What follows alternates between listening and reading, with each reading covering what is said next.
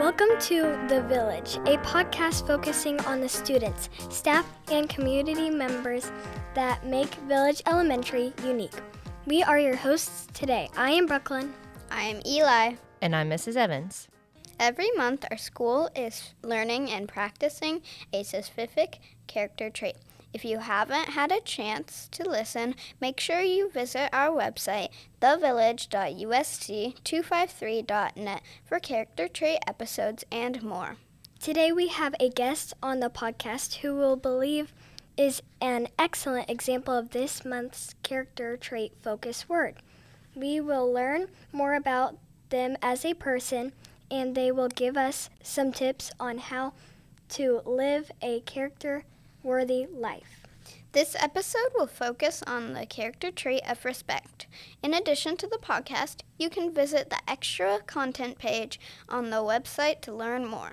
Respect is the willingness and ability to act professionally and thoughtfully with ourselves and others.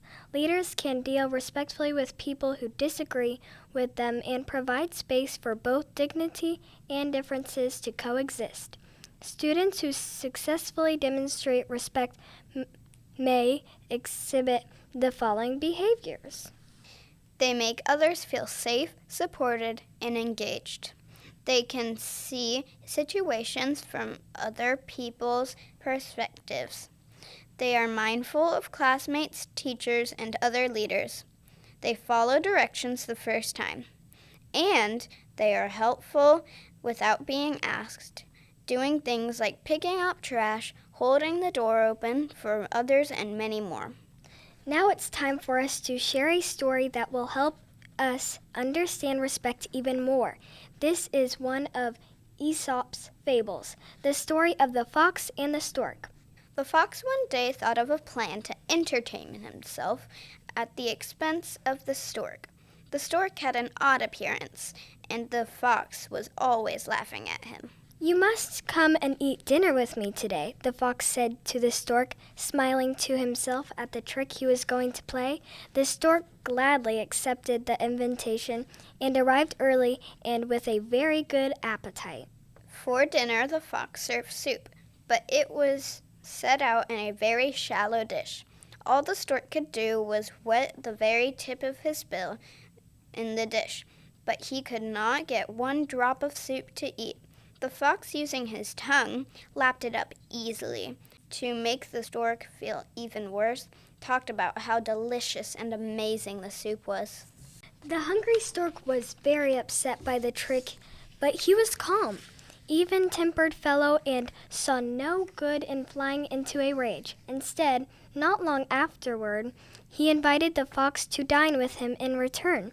The fox arrived promptly at the time that had been set, and the stork served a fish dinner that smelled amazing, but it was served in a tall jar with a very narrow neck. The stork could easily get at the food with his long bill, but all the fox could do was to lick the outside of the jar and sniff at the delicious odor. The fox was starving and frustrated and eventually lost his temper. The stork, as always, remained calm and said to the fox, "You should show some respect. Don't play tricks on others unless you can stand the same being done to you." I think the fox got a little taste of his own medicine. We have invited a special guest on to talk more about this lesson, and she happens to know all about respect and about animals too.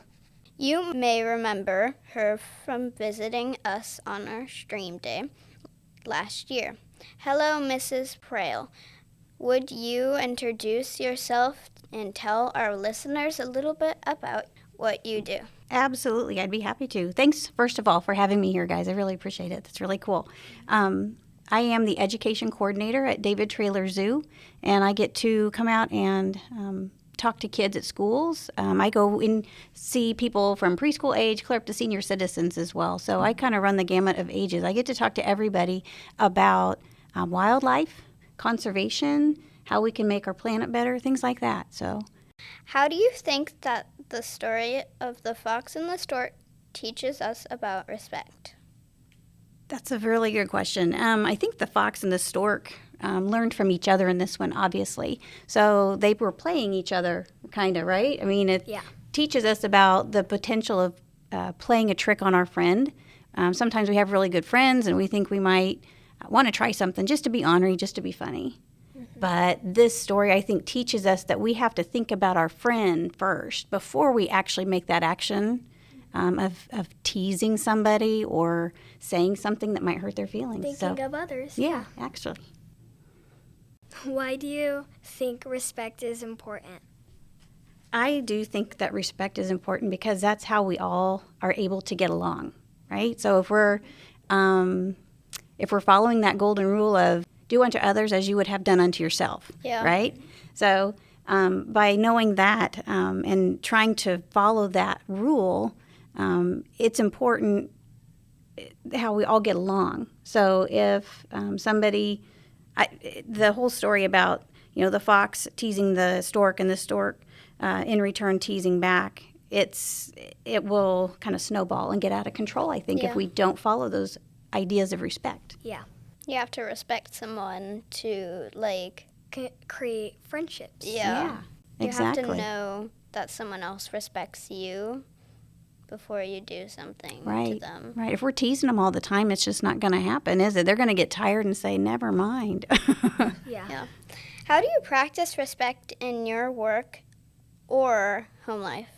Well, I think a big part of respect is listening. I think being able to not controlling what we say, how much we say, when we say it, knowing how to use our ears a little bit, if not equally, maybe more than our mouth. Yeah. That would actually be a really good way of moving forward with the people that we're meeting, the people that we already know, the people that we love, our parents especially. You have to respect the animals at the zoo So they and, can like, their trust you. personal space and, like, like, And I can't talk to them, can I? They don't have a voice. There's a really cool word that I like to bring out to people when we talk about the animals and respecting wildlife. It's called empathy. Have you guys heard of that? Yes. Empathy is understanding or trying to understand something that cannot communicate directly with us what they're feeling. So we have to show that with the animals every day. We pay attention to, do they look extra tired today? Are they over ambitious? Are they over excited? What's the problem? Why are they this way? We're trying to figure out if there's something different in their habitat. Are they hungry? Do they feel well? Things like that. Do you have any tips for us on how we can work on being respectful? I do believe that the listening is the biggest part, and I think sometimes that's really the hardest part because we have a lot that we want to say, a lot that we feel like we need to say, but we need to find a level of control with that to be able to share equally with other people. We need to be able to understand and try and empathize and understand those people that we're having that conversation with. what do we do about others not being respectful? Oh, kind of like the stork. She kind of retaliated, Yeah. didn't she? And I don't know. I guess it depends on the severity. The stork felt like she was doing the right thing and teaching the message back to the fox. She was kind of sending it back and saying, this is the golden rule. Do unto others as you do it. So that whole thing was covered with that. But I don't know. I think it just depends on the severity of the situation. It depends on the friend you're talking to and having the situation with. If it's your parents, everybody's situation is a little bit different. I think it's, like, a little different at school because you don't want to be mean to them Right. back. I would you agree. don't want to get in trouble by serving the same message that they serve to you. Right. I would agree with that. Especially, this situation of being in school, being at work. I don't think retaliation, that's more of a closer relationship thing. If you feel like you can tease that other person, school and work is different, definitely. I agree with you on that. How can you cooperate with others, like friendships, such as your friends or family? How can you cooperate if you have a different idea and don't think that's the right thing? It's a very good question. Sometimes I think you have to think that through. Think through the thought that maybe it's an idea, is it going to hurt anybody? Is it going to hurt to try this idea, right? So I don't know. I'm trying to, it may be a situation where maybe your idea worked once already. Let's try this person's idea. You might want to be trying to take turns. It's kind of situational. You have to respect someone else's work even if you don't like Admire it. it. Exactly. Yeah, not everybody has the same idea, but they're not the wrong ideas either. Yeah. So everybody has good ideas. Sometimes you have to agree to disagree. Yeah. How can we be respectful to the environment? The environment is very fragile. You know, if you don't put your trash in receptacles, you know, things happen. So picking up trash, keeping the planet clean, don't spill things. There's a whole thing with, as you get older, you're going to learn about different things like when we're growing things, pesticides, things like that. All of that is important to try and keep our planet clean. So we're working with habitats. The animals that live in that habitat are highly affected. And then there's a whole nother us versus that animal, right? We don't want to approach those animals because they are doing their thing. We coexist. We don't necessarily need to be interacting with them. We're going to admire from afar. How can you get them to trust you by respecting them? But how do you do that if they don't really know you that well? As far as the zoo animals or Just any in general. animal in the wild, I would say that respect of seeing it, knowing it's not for me to touch, maybe backing away, turning and walking away, something like that would help in that situation, and they would go do their thing at that same time. Yeah. It's not a petting zoo. Right. Right. You're supposed to only look. There's a lot of animals that are sure, you know, cute and cuddly looking, but when you get right up next to them, they probably don't want to be cuddled. Yeah. What can respect do to the mind? Like, what can it do to your thinking? That's a really good question. I think respect offers a little path to happiness in a way. When you feel respected, that makes you feel good, right? Yeah, and So- when you respect someone else, it also makes you feel good. Yeah. Seeing both sides, trying to see both sides, Yeah. I think will help a lot of people. I thought you said something really interesting about when we're taking care of the environment and it's our responsibility. Our responsibility, I think, was that our last month's character trait word? And so it's interesting because that ties together with respect. If you respect the environment, then you take your responsibilities seriously to do those things. And there's tons of things that I've heard you talk about, so much information of things that I didn't even know. So like your role as an educator is helping people learn what that responsibility is so they can respect the environment and the animals and all of those things. That's certainly what we try to do, for sure. Yeah. And that's why I enjoy my job. So. I thought I was thinking while you guys were talking, you know, a lot of the tips that you were saying about animals, because again, like you said, you can't communicate with them. You can't have a conversation. And whenever Eli said, how do you resolve, you know, if someone's not respecting you, to me, my initial thing is to have a conversation. Right. But that's not always possible. Right. You know, like maybe that person's not ready to have a conversation, or with an animal, you can't have that. Or if a small child or an adult, you know, you can't talk to them. So Or if they have like some sort of disorder. yeah, that too. You should still accept how they still are as good as everyone else. They still can do everything like everyone else. It's just they're different. And the cool thing about working at the zoo is you can see different perspectives of life. That's true. That's true. I get to see it from different species, not only just the human side, but you know, from the bison to the bluebird. Different sizes, different colors, different ideas for you know what they're doing in the habitat itself. Some of them eat different things. Absolutely.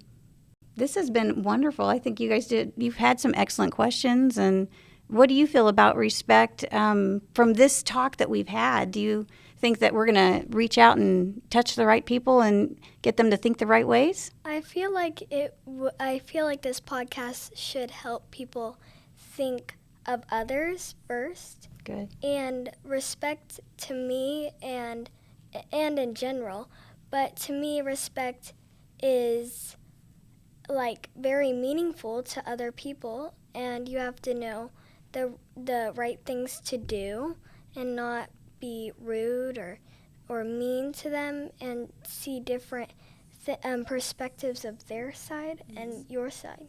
Sometimes when someone makes food for someone and they don't really like it, you can't go like, blah, I hate this. Right. You have to respect that they made this for you and they Yeah. put love and effort into making food for you. That's very true. Yeah. Very good. Very good. What is something that you can remember just recently that you feel like you offered a piece of respect to somebody or a moment of respect? It's hard to remember. And but, and I yeah. think about, respect is not only just people. We're respecting place, we're respecting things, and we're respecting people. There's kind of a whole collection of things, right? So place, you could be respecting a habitat, or maybe you put something in the trash you could have just tossed on the ground. You could be respecting several things at once. Yeah. Yeah. Have you ever borrowed somebody's pencil, borrowed somebody's pen, and Yeah. you had to return it to them in the same condition that you got it? Yeah. You didn't chew on the cap or anything? Yeah. It's funny you say that because Brooklyn and Eli are two of our Eagle Leaders, and in our Eagle Leader meeting, we were talking about respect, and one of the kindergartners said, we need to respect these markers.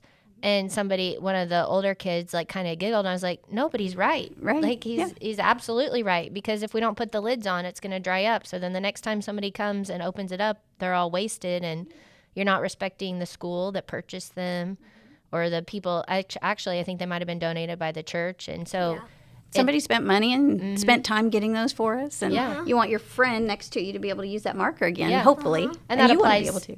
That's a very small thing, but that Right. applies to a lot of things. Yeah, Yeah. So I thought it was really cool. They wanted to have you come because it's a different, like Brooklyn said, perspective on what respect is. Yeah, I agree. Because Thank it you very applies to much. so many things. I was excited to be asked to come here, so I really appreciate it. I'm Yeah. glad you remembered camp. Yeah.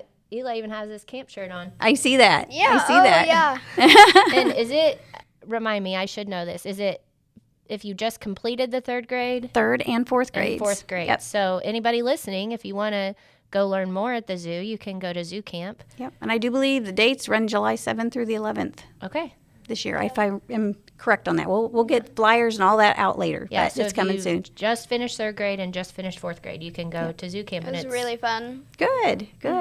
This year it's all about habitats too. So we're going to be talking respect and what we can do to keep those habitats clean and safe and healthy for the animals. Yeah. So Okay, well, I have a question. Is there some insider information? What is your favorite secret thing about the zoo, or secret, like not secret, but what is your favorite behind the scenes thing at the zoo? Oh, I don't know. Oh gosh. I mean, I do animal care, Yeah. which that means I actually get to, and my animal care is on the smaller range. I don't get to do the mountain lion and, the big things that you see in the zoo. I don't get to do those, but we have a special collection called the ambassador animals, and those are the animals that we can bring out to the classes and visit you with. Yes.